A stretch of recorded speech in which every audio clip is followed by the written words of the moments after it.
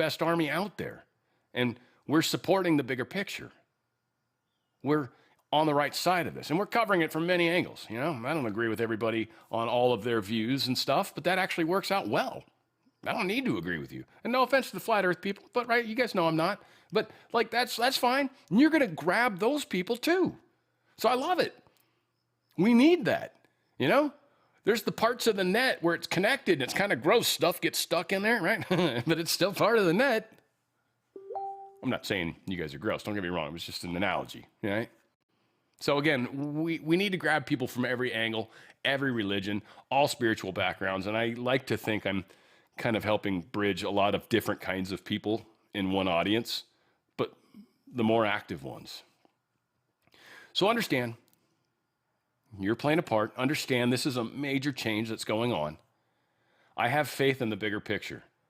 I may not know exactly what's going to happen next in the movie, if you will, but I know it's going to be cool as shit. So far, this movie has not disappointed at all. Here's Raising Cain. And again, it's 1.25 speed. For those of you that are always sped up, I apologize, but it's long. It's about 20 minutes. I'm going to shorten it a little that way. Check it out. Godspeed, warriors, and keep going. General Cain, over to you. Thank you, Mr. Secretary, and good morning, everyone. The purpose of my portion of the briefing today is to update you and the American people on the actions taken thus far. The briefing will discuss the preparation, the planning, setting the force, the early operations, and how we're assessing the progress thus far. So let's get started. On Saturday, 28 February at 01:15 Eastern Standard Time, 9:45 a.m. local Tehran time, on the orders of the President of the United States, U.S. Central Command, under the command of United States Navy Admiral Brad Cooper, commenced Operation Epic Fury. As I said, I'm going to walk you through the initial phases of the operation. But first, I want to express my deep condolences and the condolences of the Joint Force to the Department of War personnel killed and wounded in actions thus far. As the Secretary said, they're heroes and represent the best of our nation has to offer. They're true examples of what selfless service means. Our deepest and heartfelt condolences are with their families, their friends, and their units. We grieve with you, and we will never forget you. Additionally, I stand here before you today grateful for each service member, planner, logistician, operator across our joint force, for our Department of War civilians, our intelligence community teammates, our interagency teammates who continue to stand in harm's way alongside us. I am proud of all of you as you take the fight to the enemy, and we are the best in the world at integrating, period. I want to extend my personal gratitude to the dedicated commanders and senior enlisted leaders and the enlisted members of the Joint Force who are fighting this fight across the CENTCOM AOR. In addition to Admiral Cooper and Fleet Master Chief Compton, I want to highlight a few today.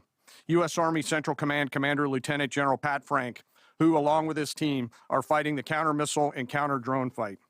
United States Navy Central Command Commander Vice Admiral Kurt Renshaw and his team, who are engaged with the Iranian Navy and projecting American naval combat power from the seas. And United States Air Force Central Command Commander Lieutenant General Derek France and his leadership team, who are crushing Iranian targets from the air. I want to highlight the support to the CENTCOM fight from other combatant commands who are directly involved with this effort, to include U.S. Spacecom, U.S. Cybercom, and U.S. UCOM. I also want to specifically call out United States Transportation Command and U.S. STRATCOM for their contributions to this fight. We cannot project American combat power at the time and place of our choosing without both.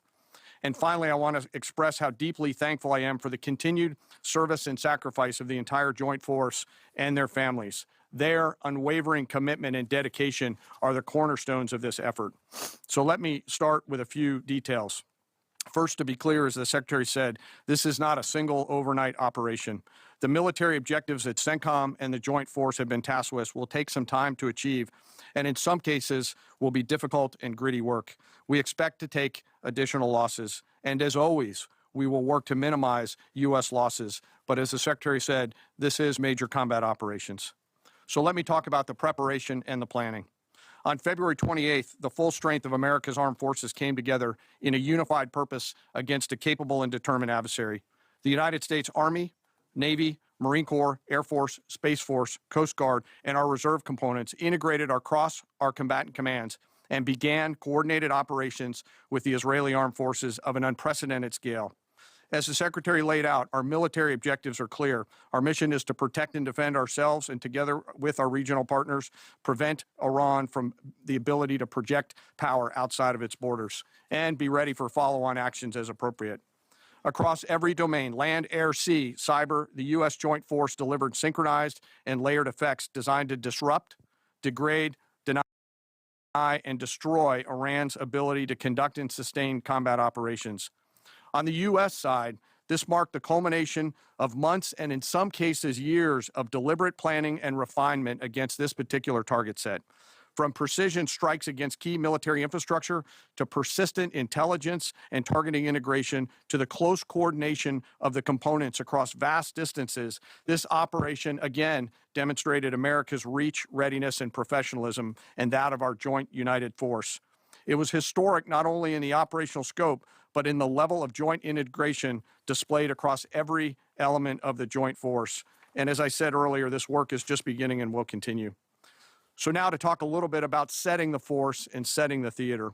On the order of the Secretary of War over the last 30 days to reinforce deterrence and provide the President with credible options should action be required, the Joint Force began to systematically reposition assets and personnel across the region. These movements ensured that U.S. forces remained postured, protected, and ready to respond decisively for any emerging threat.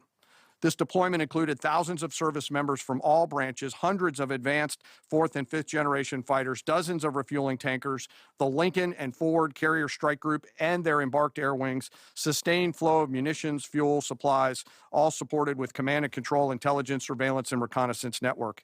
And the flow of forces continues today. In fact, Admiral Cooper will receive additional forces even today. This rapid buildup of forces demonstrated the Joint Forces' ability to adapt and project power at the time and place of our nation's choosing. I want to highlight a couple specific cases for you. The Gerald R. Ford Carrier Strike Group, which many of you know was down in the Western Hemisphere, redeployed across the Atlantic to set the theater. The ship, her crew, their families, and the entire strike group took a deep breath and, as they always do, began planning to conduct combat operations. The integrated Reserve and National Guard forces have continued to demonstrate the value of America's reserve forces, including the Wisconsin Army National Guard operating in Kuwait and Iraq, and Air National Guard units from a variety of states to include Vermont and Virginia. In the case of the Vermont Air National Guard and the 158th Fighter Wing, they were mobilized for Operation Absolute Resolve and then were tasked to take their F-35As across the Atlantic instead of going home to be prepared to support this operation. The same is with our Air National Guard and Air Force Reserve Command tanker and mobility forces, who stepped right out of their civilian jobs to deploy and to protect the region. Lastly, I want to highlight the unsung heroes of warfare, our American logisticians and sustainment force, those who quietly work every day behind the scenes to project and sustain America's combat power. Our leaders from World War II were right when they said professionals do logistics. As regional tensions rose, the Joint Force elevated our force protection measures on the order of the Secretary and repositioned discreetly civilians and non-essential personnel designed to ensure the safety and security of our Joint Force. By the time operations began, only essential forces remained on our bases and in theater, all ready, capable to respond. So now let me move to H hour. At 15:38, 3:30